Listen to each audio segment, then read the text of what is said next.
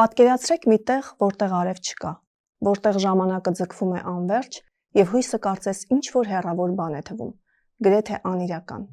Հենց այնտեղ խավարի խորքում է ստուգվում, թե արդյոք մարդն ունի հենարան, որը ոչ մի դեպքում չի կոտրվի։ Ողջույն, դուք դիտում եք Հավատքի ուժը հաղորդաշարը։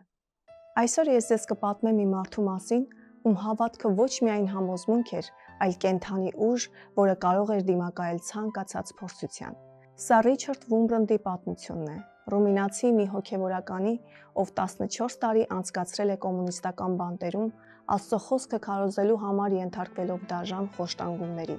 սակայն չկորցնելով ոչ լույսը իր սրտում եւ ոչ էլ հոգու խիզախությունը։ Կար մի պահ, երբ Վումբրնդի կյանքն ուղղակի մազից էր կախված։ Նրան ծեծում էին, հավատքից չհրաժարվելու դեպքում սպառնում էին մահով։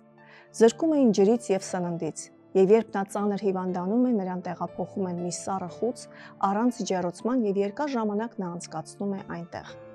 Վումբրնդի կնոջը նույնպես ձերբակալել էին, իսկ երեխայի մասին չուներ ոչ մի տեղեկություն։ Նա պատմում էր, որ ամենածանր պահերին աղոթում էր եւ նույնիսկ մեկուսացման մեջ նա զգում էր Աստծո ներկայությունը, որը նրան ուժ էր տալիս համբերելու։ Այնպիսի պայմաններում, երբ ֆիզիկական գոյատևումն անհնար էր թվում,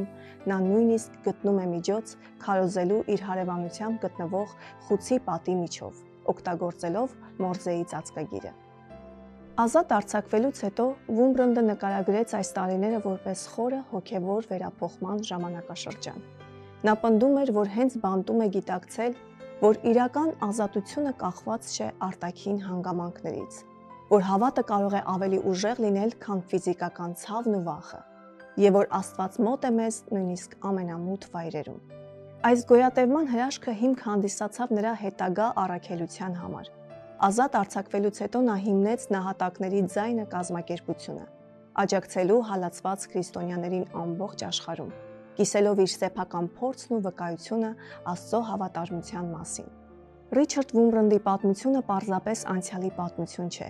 սա կարծես մի հայելի է, որի մեջ յուրաքանչյուրը կարող է տեսնել իր ճանապարհը։ Հնարավոր է, որ դուք նույնպես հիմա անցնում եք բանտով, որտեղ ցավ է, անորոշություն, վախ ապագայի հանդեպ։ Թող այս օրինակը արթնացնի ձեր ներսում հավատքի ուժը եւ թող Վումբրնդի այս խոսքերն հենց հիմա քաջալերեն ձեզ։ Աստված մեզ հետ է, չհանձնվեք։